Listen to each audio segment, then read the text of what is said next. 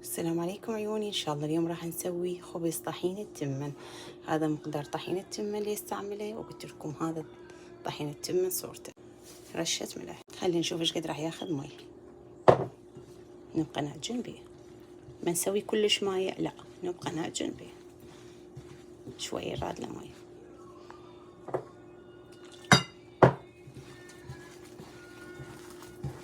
بقينا نعجن بيه. شفتوا العجينة شلون؟ نبقى نذب مي شوي شوي.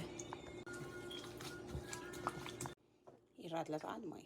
هاي خلصت الوحدة، واحدة مي. هاي الثانية أخذت ميتها شوية. على كيفنا دائما من نعجن بيه، ما نخليه يعني هواية مي، شوية شوية نخليه ونبقى نعجن.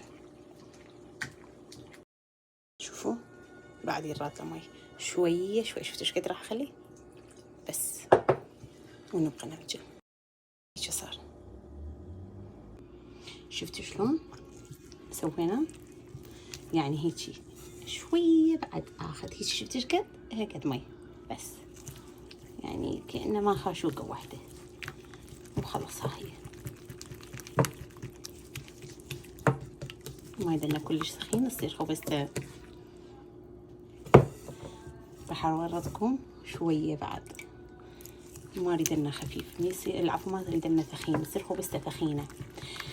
فدوى لعينكم، علموا اولادنا من هسه يعرفون الجلوتين شوية شوية. اللي تقدرون عليه عفوا، انا ما اقول لكم كلش اقطعوا، اللي تقدرون عليه اقطعوا. انا هواي اسوي شغلات الجهالي، بس اللي اقدر عليه اتركه.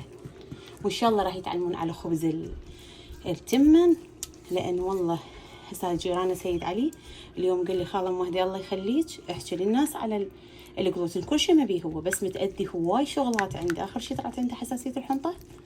ترى المرض هذا صار بشكل شائع، لان انواع واشكال بقوا يكثرون الجلوتين.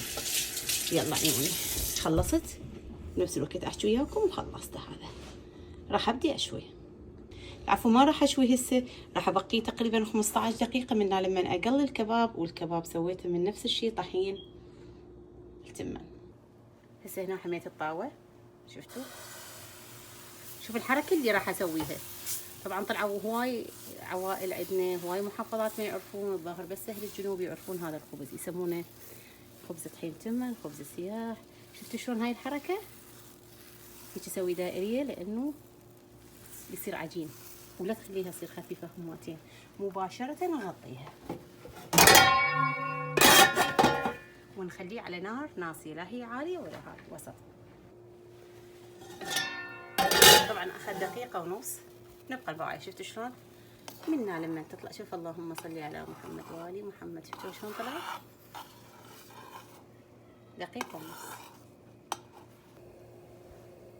شفتوا اي شيء عندكم، تيفال، طاوة سياح. شفتوا شلون خبزة كاملة وصحة وعافية.